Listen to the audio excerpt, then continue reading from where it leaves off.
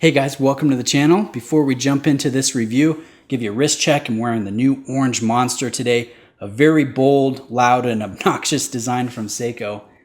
And I wanted to wear it on this video because I'm sharing with you probably the most wild and interesting micro brand design, or really even mainstream design that I've seen in person. This thing is just crazy cool, very unique, and very well done as well. So let me place some dimensions on the side of the screen, and we'll talk about some of the interesting things that have really kind of captured my attention. Going in on the dial on a macro level, let's look at the handset. On the tip of each one of these hands, you can see it's modeled after, in form of a nib on a stylus or a writing pen. The part of the pen that touches the paper and delivers the ink. So I think that's kind of cool. It ties in with the name of this, which in its entirety is the Visitor Calligraph Duneshore. And one of the things I think is so cool is the very small circle tip at the end of each one of those hands. Now, if you look at calligraphy or even like an architectural sketch done by hand, when you're working with ink, it's considered a very good thing to leave a small dot at the end of a line. You'll see that a lot in art, especially with architecture. And I think that's kind of cool. So they've got the form of the nib on the handset, and then they've got the little ink dot at the end of the tip, which I just think is a cool touch, something that you discover as you spend time with the watch. Now look at the outer portion of the dial. You can see each one of the indexes here is cut out. So there's a sandwich construction of the dial, and all of those little cutouts are loomed with Superluminova BGW9. So I'll give you that loom shot, which you guys can see is very potent, very bright, and I really like it. It's good legibility.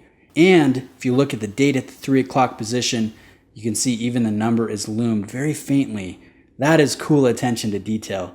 Now let's zoom back out. I'll also mention some other things. I like the black crosshair design here and the offset branding Visitor just below the 2 o'clock position. I think it looks great under this 2.5 millimeter thick sapphire crystal that does carry inner anti-reflective application. Now, that AR coating is not going to take entirely reflections away, but it does help with the clarity and cut down on the haze, and I think it just adds to the visual interest of this piece. Now, the case is cool. I've never seen anything like it, and to me, I have no idea if Visitor was actually going for this, but the fluid lines kind of remind me of like if you were in a desert and you saw the winds and how they shaped the sand and changed over time. This has that kind of fluid, windswept nature, in my opinion, and it is entirely polished. You do have drilled lugs, and I think it just looks, I think it looks really interesting. Now look at the side profile. You can see the case back is bolted on in the back, held down with 4 screws, and the awesome part is everything is curved, even the glass there, the sapphire glass. That aids in the comfort while this is on wrist, so that is also nice attention to detail. This watch has a lot of details that you really don't see at the price point. So this retails for $650. I believe that's not with the Beads of Rice style bracelet, but more on that later. And that price is if you can even find one, because they're made in small batches and the demand for these is higher than the supply. So you got to put yourself on a wait list if you want a chance at one of these brand new. And I'll put a link to Visitor's website in the description for those of you that are interested in doing that. For my small time with the watch, I can see the draw and the appeal. I think it's really interesting. I like the sand color of the dial. I love this Beads of Rice style bracelet. It's very fluid. And then this butterfly clasp, this custom clasp, is just wild. It has some nice lines, and it has this big badge or medallion in the center. It's a push opening. It feels very substantial.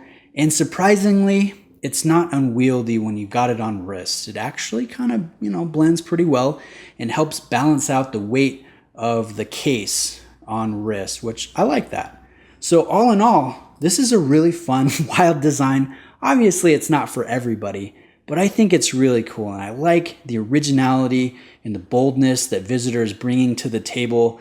I would really like to own one of these. I think this is a very fun watch. It's well made. It has a good Japanese made movement. And like I've showed you throughout the video, the details are awesome. So I hope you guys have enjoyed taking a look at this. Big thank you to my friend, viewer of the channel, who lent this in. This is his personal visitor, Duneshore.